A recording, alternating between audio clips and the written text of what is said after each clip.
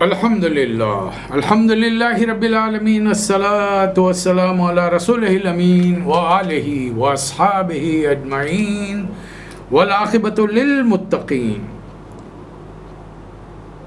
محترم خواتین حضرات، السلام علیکم ورحمۃ اللہ وبرکاتہ۔ اعوذ باللہ من الشیطان الرجیم، بسم اللہ الرحمن الرحیم۔ وما كان محمدا ابا احد من رجالكم ولكن رسول الله وخاتم النبيين وكان الله بكل شيء عليما۔ صدق الله مولانا العظیم۔ آیت نمبر 40 سورہ احزاب، ترجمہ سماعت فرمائیے۔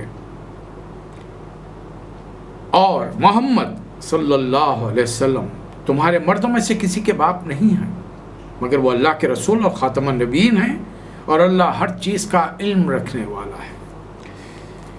گزشتہ پروگرام میں مدینہ منورہ ہے، 4 ہجری چل رہی ہے، اختتام ہے، یا 5 ہجری کا شروع سمجھیے آپ۔ ایک بہت بڑی جنگ ہوئی جسے ہم اردو والے جنگ خندق کے نام سے جانتے ہیں، اور قرآن اسے غزوۃ الاحزاب کہتا ہے، اور ایک نام سورہ اللہ تعالیٰ نے نازل فرما دیا اس جنگ کے اختتام پر، سورۃ الاحزاب، الائیڈ فورسز۔ تو آپ کو اندازہ ہو گیا ہوگا کہ اسلام کو مٹانے کے لیے الکفر ملت واحدہ، آپس میں ان کے لاکھ اختلافات ہوں گے، لیکن اسلام کا معاملہ جب آ جائے گا تو یہ پورے اکٹھا ہو جائیں گے۔ 1400 سال پہلے سرزمین حجاز کی پوری طاقتی قوتیں یکجا ہوئی تھیں، اور آج سے 20 سال پہلے ساری دنیا کی قوتیں ایک مسلمان پسماندہ ملک جہاں کوئی بڑی بڑی فیکٹریاں، کالجز کچھ نہیں، اس کو مٹانے کے در پہ ہو، اس لیے کہ وہاں کے لوگوں نے طے کر لیا تھا کہ اب زندگی گزارنی ہو تو پھر اللہ رسول کے احکام کے مطابق ہوگی۔ اب کسی کا ڈکٹیشن نہیں چلے گا، کسی کا نہیں چلے گا۔ اور وہی بات اللہ تعالیٰ کی جو آیت نمبر 39 میں اللہ تعالیٰ فرما رہا ہے، الذین یبلغون رسالات اللہ ویخشونہ ولا یخشون احدا الا اللہ۔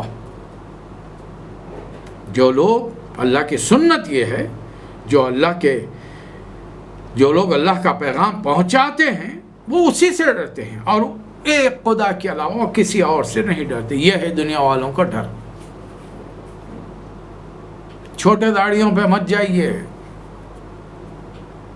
آج انہی لوگوں سے دنیا ڈرتی ہے۔ داڑھی اسلام میں ہے، اسلام میں داڑھی ہے، داڑھی میں اسلام نہیں ہے۔ پیش نظر رہے یہ بات۔ ہم نے ذیلی ضمنی چیزوں کو فرائض کی حد تک لے جا کر اصل فریضے کو بھلا دیا ہے، فراموش کر دیا ہے۔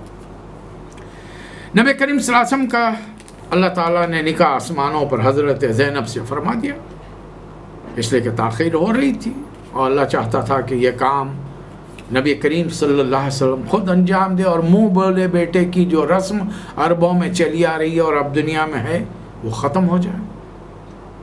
تمہارے رشتے اللہ کے ہاں قابل قبول نہیں ہیں، رشتے وہی ہیں جس سے اللہ نے حلال اور حرام قرار دیا ہے، جن سے ایک عورت مرد کا نکاح جائز ہو سکتا ہے یا ناجائز ہو سکتا ہے، بس۔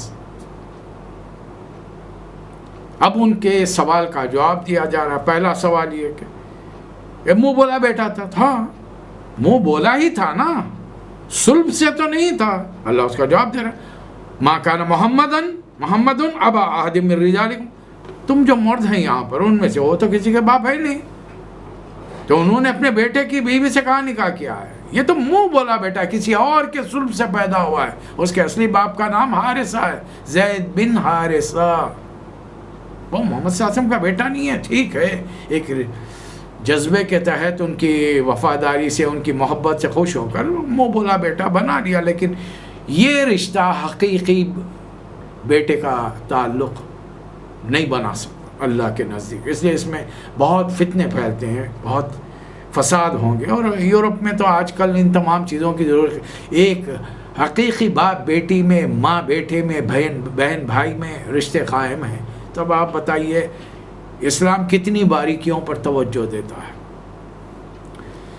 اور پھر وضاحت فرما دی، یہ کام نبی سے کروانا اس لیے ضروری تھا کہ وہ خاتم النبیین ہیں، ان کے علاوہ کسی اور نے یہ کام کیا ہوتا، چاہے وہ امت کے رسولوں کے بعد سب سے بڑے انسان کیوں نہ ہو، حضرت ابوبکر صدیق، ہم جمعے میں خطبے میں سنتے ہیں نا، افضل البشر بعد الانبیاء بالتحقیق، امیر المومنین سیدنا ابو بکر صدیق رضی اللہ تعالیٰ، سنتے ہیں نا؟ وہ بھی اگر کرتے تو امت کے لوگوں میں خیال پایا جاتا کہ نہیں صحابی ہے، ٹھیک ہے ایک صحابی نے کیا ہے، ہمارے لیے ضروری نہیں، رسول اللہ صلی اللہ علیہ وسلم کا کیا ہوا ہر کام امتی پر کرنا ضروری ہے، اگر ویسی سچویشن پیش آتی ہے اس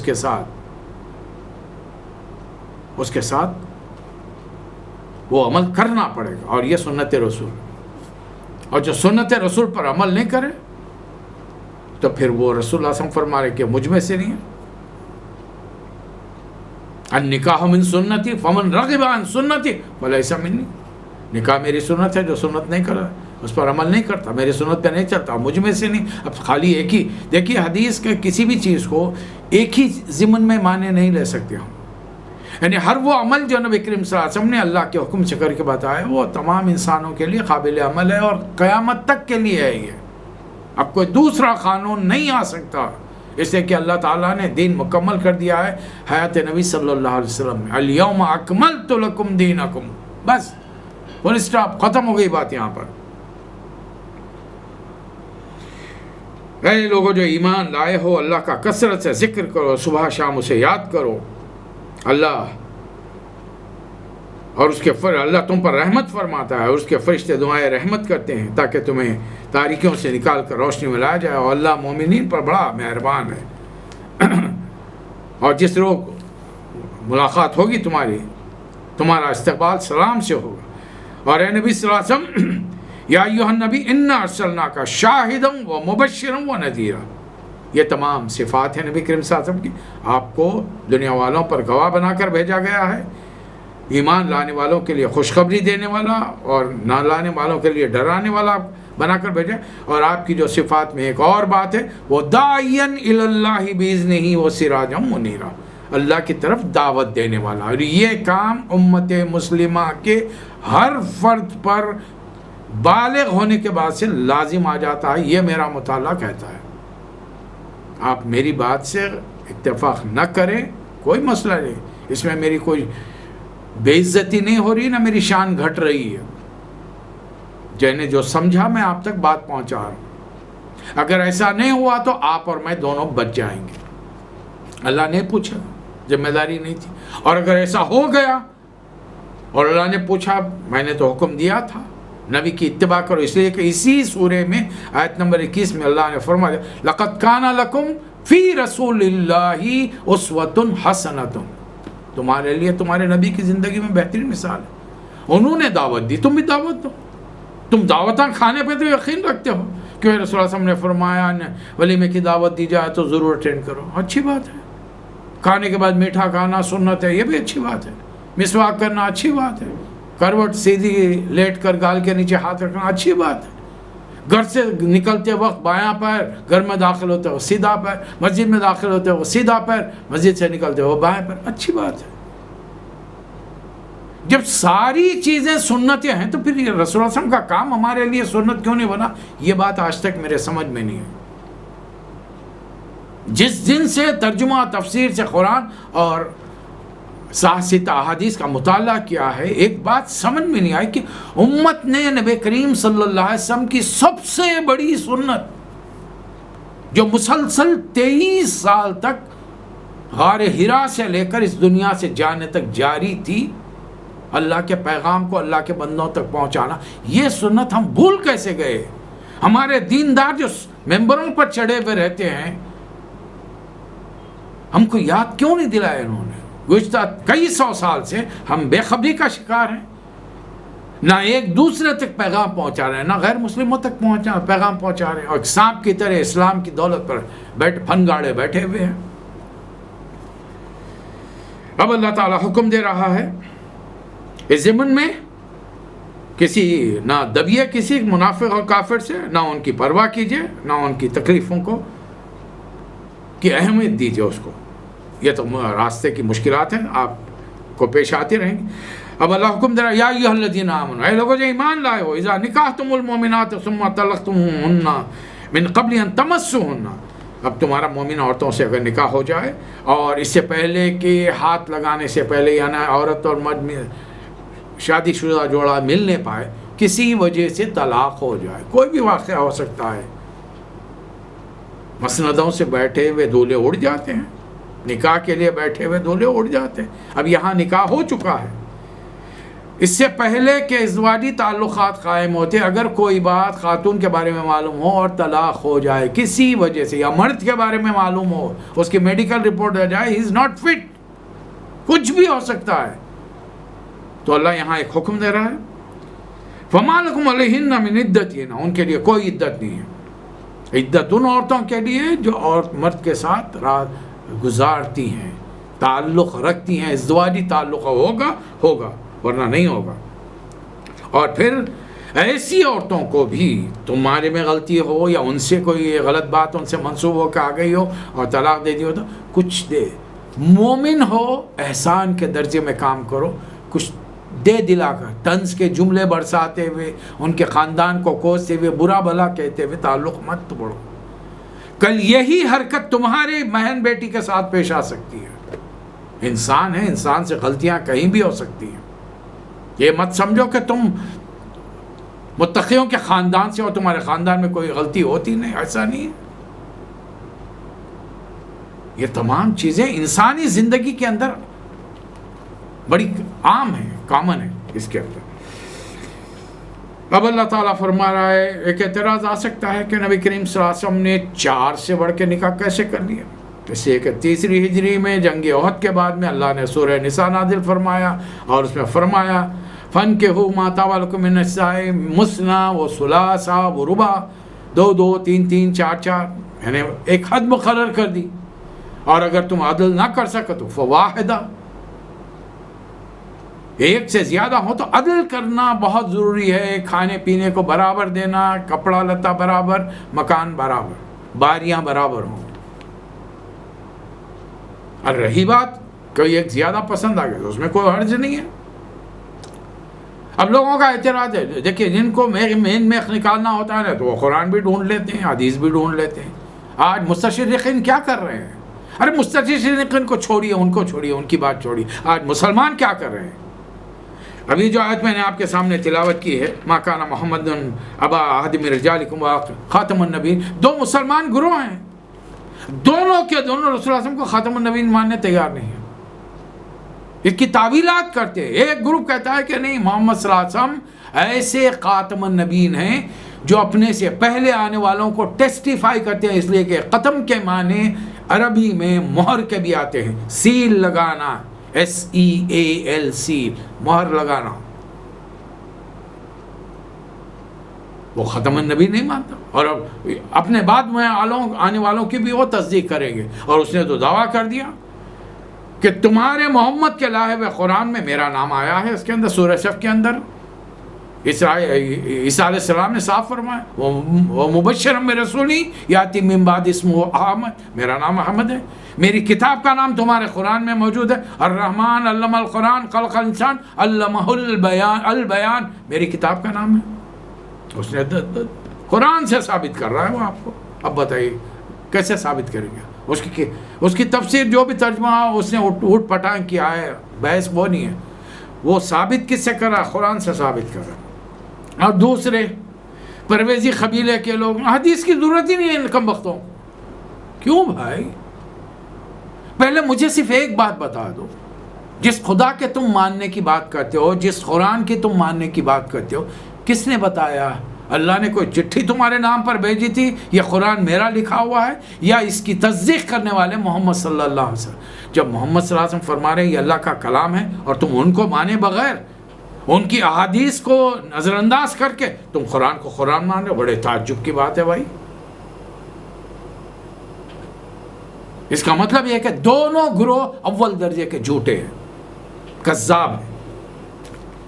اب یہاں پر اے نبی صلی اللہ علیہ وسلم، یا ایھا النبی انا احللنا لک ازواجک اللاتی، آپ کے لیے وہ بیویاں حلال کر دی گئی ہیں، اللاتی آتیت اجورہن، جن کے آپ مہر دے چکے ہیں۔ دیکھیے بیویوں کے لیے الگ لفظ ہے، ازواج کا لفظ آیا ہے، اس کے علاوہ رسول اللہ صلی اللہ علیہ وسلم کو اور اجازت ہے، اور ہر مسلمان کو وما ملکت یمینک، اور جو آپ کی ملک یمین میں لونڈیاں ہیں۔ اب یہاں ماننا پڑے گا کہ نبی کریم صلی اللہ علیہ وسلم نے حضرت ماریہ رضی اللہ تعالی عنہا سے نکاح نہیں فرمایا، اور اللہ نے ایک واحد خاتون ہے جن سے رسول اللہ صلی اللہ علیہ وسلم کو ایک بیٹا دیا، حضرت ابراہیم، جو تقریباً 1.5 سال رہے اور 1.5 سال کے بعد اس دنیا سے چلے گئے۔ اس کے علاوہ مما عفا اللہ علیہ و بناتی امی کا بناتی، آپ کے لیے حلال کر دی گئی ہیں چچا کی بیٹیاں، پھوپھی کی بیٹیاں، ماموں کی بیٹیاں، خالہ زاد بہنیں، جنہوں نے آپ کے ساتھ ہجرت کی ہے، مسلمان ہو کر آئی ہیں، یا وہ مومن عورت جس نے اپنے آپ کو رسول کے لیے، نبی کے لیے ہبا کر دیا، میں اپنے آپ کو آپ کے لیے وقف کرتی ہوں، اگر نبی نکاح کرنا چاہے۔ اس کو رکھنے کا حکم نہیں ہے کہ کوئی عورت آ کر اپنے آپ کو آفر کر دے، میں اپنے آپ کو آپ کے لیے ہبا کر رہی ہوں، وقف کر رہی ہوں۔ اب نبی کے لیے ضروری ہوگا کہ اگر وہ چاہتے ہیں تو نکاح کریں، اور واقعتاً یہ خاتون آ گئیں، آ کر عرض کیا کہ اللہ کے رسول، میں اپنے آپ کو آپ کے لیے ہبا کر رہی ہوں۔ نبی صلی اللہ علیہ وسلم نے ایک نظر دیکھا اور فرمایا کہ اس وقت مجھے نکاح کی ضرورت نہیں۔ ایک صحابی بیٹھے تھے، انہوں نے عرض کیا کہ اللہ کے رسول، اگر آپ کو ضرورت نہیں ہے تو میرا نکاح کر دیجیے۔ تو نبی صلی اللہ علیہ وسلم نے ان سے پوچھا، بھائی کچھ ہے پیسے مہر دینے کے لیے؟ کہا کہ کچھ نہیں۔ گھر میں جاؤ ڈھونڈو، کوئی سونے پیتل کی انگوٹھی وغیرہ کوئی چیز تو ہوگی گھر میں۔ انہوں نے کہا کچھ نہیں ہے، اس وقت میری جو ملکیت ہے وہ میرا اظہار بند ہے، اوپر جسم پر کپڑا بھی نہیں ہے صرف۔ تو فرمایا کہ جب وہ تم اس کو دے دو گے تو تم کا بنانا پھرو گے۔ تھوڑی دیر کے سکوت کے بعد آپ نے ان سے سوال کیا، اور صحابی سے قرآن یاد ہے؟ انہوں نے کہا کہ ہاں۔ کون کون سے سورہ ہے؟ یہ یاد ہے۔ فرمایا کہ میں نے ان سوروں کے عوض اس خاتون کا نکاح تم سے کر دیا۔ ایک مجبوری کا حال تھا کہ وہ صحابی کے پاس کچھ نہیں تھا، اور مزے کی بات ہے کہ نبی صلی اللہ علیہ وسلم کے پاس دینے کے لیے بھی کچھ نہیں تھا اس وقت، کہ ورنہ وہ صحابی کی مدد کرتے۔ لیکن یہ یقینی طور پر ہے کہ معاشرے کے ایسے لوگ جو بالکل خستہ حال ہوں، جن کے گزر بسر مشکل ہو، اسلامی حکومت کی ذمہ داری ہے کہ ان کے کھانے پینے، رہنے، کپڑے، روٹی کپڑے، مکان کا بندوبست کرے۔ اور آج اسلام کے یہ قوانین یورپ کے اندر، گوروں کو ہم ان کے عیاشیوں پہ برا کہتے ہیں، لیکن ان کے قوانین کو تو دیکھیں، تعلیم کتنی آسان ہے ان کے پاس، ڈگری لے کر نکل گئے، اسٹائفنڈ ملتا ہے جب تک کہ نوکری وہ فراہم نہیں کرتے آپ کو۔ اور مسلمان ملکوں میں کیا ہو رہا ہے؟ ہم کیا کر رہے ہیں؟ یہ فرق ہے ان میں ہم میں۔ یعنی نبی ان تمام عورتوں سے نکاح کر سکتے ہیں۔ یہ خصوصی اجازت 4 کے علاوہ جو دی گئی، اس کے لیے اللہ تعالیٰ الفاظ قرآن مجید میں آیت نمبر 50 میں فرما خالصۃ لک من دون المؤمنین، یہ خصوصی اجازت نبی صلی اللہ علیہ وسلم کے لیے ہے، ایمان والوں کے لیے۔ قد علمنا ما فرضنا علیہم فی ازواجہم، ہم بیویوں کے معاملے میں مسلمانوں پر، عام مسلمانوں پر، یعنی نبی، صرف نبی صلی اللہ علیہ وسلم کو چھوڑ کر حضرت صدیق سے لے کر جو بھی کلمہ پڑھے گا، مسلمان بنے گا، مسلمان گھر میں پیدا ہوگا، اس کے لیے ایک وقت میں 4 بیویاں رکھنے کی اجازت دی جا رہی، اس سے بڑھ کر نہیں۔ البتہ بیویوں کے علاوہ وما ملکت ایمانہم لکی لا یکون علیک حرج، اس کے علاوہ انہیں ان پر اختیار دیا گیا ہے کہ وہ لونڈیوں کے بارے میں کوئی پابندی نہیں ہے۔ میدان میں جائیے، آج بھی لونڈیاں حاصل کر سکتے ہیں آپ، لیکن میدان جنگ میں۔ اور یہ حاصل کرنے کا مطلب یہ نہیں ہے کہ جو بٹالین میں، دشمن کی بٹالین میں عورتوں کا ایک باقاعدہ گروپ کنٹینجنٹ آیا ہے اور ہم نے جنگ جیت لی اور ہر مسلمان جا کے عورت کا تو نہ، یہ ہمارے اختیار میں نہیں ہے۔ یہ ہم مسلمان حکمران یا سپہ سالار کے اختیار میں ہوگا۔ اب وہ ان خواتین سے کیا معاملہ کرنا چاہتا ہے، احسان دے کر اس قوم پر چھوڑنا چاہتا ہے، ان خواتین کو واپس کر کے مسلمان قیدیوں کو واپس لینا چاہتا ہے، یا ان مسلمانوں کو جو وہاں پر ایمان لا کر تکالیف برداشت کرے انہیں واپس لینا چاہتا ہے، یا ان خواتین کو واپس کر کے معاوضے میں پیسہ لینا چاہتا ہے، ہتھیار لینا، کچھ بھی لینا چاہتا ہے، یا پھر اگر وہ چاہے تو مسلمان فوج میں انہیں تقسیم کر دے۔ اب تقسیم کا طریقہ کیا ہے؟ جس مرد کو ایک خاتون دی گئی، 1 2 4، یہ تو گرفتار ہونے والیوں پر ہے اور لڑنے والوں پر ہے، میدان میں کتنے تھے، کتنی عورتیں تعداد میں آئی ہیں، ہم دیکھیں گے۔ آخر ایک دور میں ایک جنگ میں ایک خاتون قیدی بنا دی گئی، یہودیہ تھی۔ نبی صلی اللہ علیہ وسلم سے کہا گیا کہ آپ نے تو صحابی کو دے دیا، تو بڑے سردار کی بیٹی، یہ آپ کے نکاح کے قابل ہے، آپ کے قابل ہے۔ نبی صلی اللہ علیہ وسلم نے حضرت دحیہ کلبی سے وہ خاتون کو واپس لے کر 7 لونڈیاں دی، ایک وقت میں 7 لونڈیاں دی ہیں، اور وہ خاتون کو جو واپس لیا تھا انہیں آفر کیا کہ تم مسلمان ہو جاؤ تو میں نکاح کر لوں۔ یہ تھی حضرت صفیہ رضی اللہ تعالی عنہ، واحد یہودی خاتون جن سے نبی کریم صلی اللہ علیہ وسلم نے نکاح کیا۔ رسول اللہ صلی اللہ علیہ وسلم نے کسی عیسائی خاتون سے نکاح نہیں کیا، تمام عرب خواتین تھی اور ایک یہودی خاتون تھی، حضرت صفیہ رضی اللہ تعالی عنہ۔ اور ان بیویوں کے بارے میں اے نبی صلی اللہ علیہ وسلم آپ کو ایک خصوصی اجازت اور اختیار دیا جا رہا ہے، ترجی من تشاء منہن وتؤوی الیک من تشاء، آپ اپنی بیویوں میں سے جس کو چاہیں رکھیں، جس کو چاہیں علیحدہ کر دیں، اور پھر الگ رکھنے کے بعد میں پھر واپس بلا سکتے ہیں۔ اس سے متوقع ہے کہ ان کے آگے ٹھنڈی رہیں گی، رنجیدہ نہ ہوں گی، اور یہ کہ جو بھی آپ ان کو دیں وہ اس کے اوپر راضی رہیں۔ اللہ دلوں کا حال جانتا ہے، واللہ یعلم ما فی قلوبکم۔ اب یہ اس کے بعد میں آیت آ رہی ہے، آیت نمبر 52،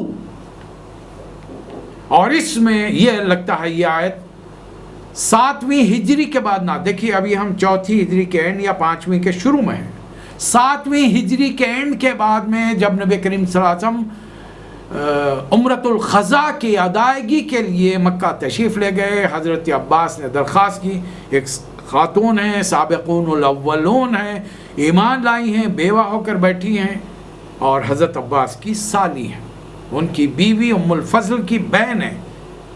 تو حضرت عباس نے رسول اللہ صلی اللہ علیہ وسلم سے درخواست کی کہ آپ ان سے نکاح کر لیجئے۔ نبی صلی اللہ علیہ وسلم نے مشورے کو قبول کیا۔ یہ تھیں حضرت میمونہ رضی اللہ تعالی عنہا، 7ویں ہجری میں عمرۃ القضاء کے ادائیگی کے بعد واپس آتے ہوئے نبی کریم صلی اللہ علیہ وسلم نے ان سے نکاح کیا اور وہیں پر ولیمہ ہوا۔ اس نکاح کے بعد میں اللہ تعالیٰ نے رسول اللہ صلی اللہ علیہ وسلم پر بھی پابندی عائد کی تھی، لا یحل لک النساء من بعد، اس کے بعد اب کوئی نکاح آپ کے لیے، کوئی عورت آپ کے لیے حلال نہیں، ولا ان تتبدل بہن من ازواج ولو اعجبک حسنہن،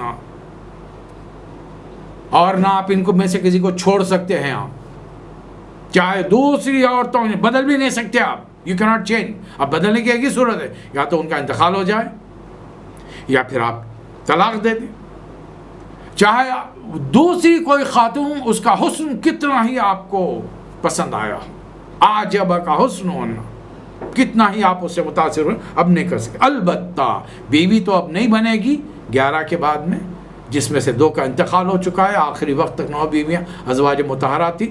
البتہ پھر بھی اللہ اجازت دے رہا ہے، الا ما ملکت یمینک، آپ کے لیے لونڈیاں ابھی بھی جائز ہے۔ آپ کو ہم اردو والوں کو تو ذرا کم پڑھنے کی وجہ سے صرف اتنا ہی معلوم ہے کہ نبی صلی اللہ علیہ وسلم کی 11 ازواج اور ایک لونڈی تھی، حضرت ماریہ قبطیہ رضی اللہ تعالیٰ عنہ۔ کبھی موقع ملے تو حضرت ابن کثیر رحمۃ اللہ علیہ کی سیرت النبی پڑھیے، 18 خواتین کے نام لکھائے ہیں۔ وہ تو شکر ہے اردو عالم میں، بر صغیر میں، سب کانٹیننٹ میں عام نہیں، ورنہ غیر مسلم تو ہمارا ناطقہ تنگ کرتے، اور ہم بیچارے مسلمانوں کے پاس کوئی جواب نہیں ہوتا۔ حالانکہ اگر ہم ان کی کتابوں کا مطالعہ کریں تو پتہ چلے گا کہ انہوں نے ایک اپنے اوتار، اپنے بھگوان کو 18,000 بیویوں کا شوہر ثابت کیا ہے۔ تو ان سے ذرا پوچھ کے دیکھیے 18 عورتیں زیادہ ہیں یا 18,000؟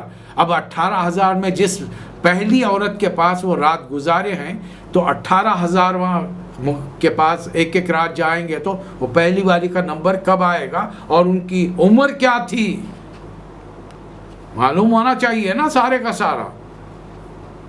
ہم کو شرمانے کی کوئی ضرورت نہیں. شادی کا مطلب ہم صرف ایک ہی بات سمجھتے ہیں, جنسی تعلق. حالانکہ یہ جتنے نکاح ہوئے ہیں اس کے پیچھے بہت بڑا مقصد رہا. جوانی کی عمر میں آپ نے نکاح کیا حضرت خدیجہ سے, 10-15 سال بڑی ہے, اور 25 سال تک کوئی نکاح نہیں کیا, بوڑھے ہو گئے, 50 سال کے ہو گئے. 50 سال کا آدمی جوان ہوتا ہے.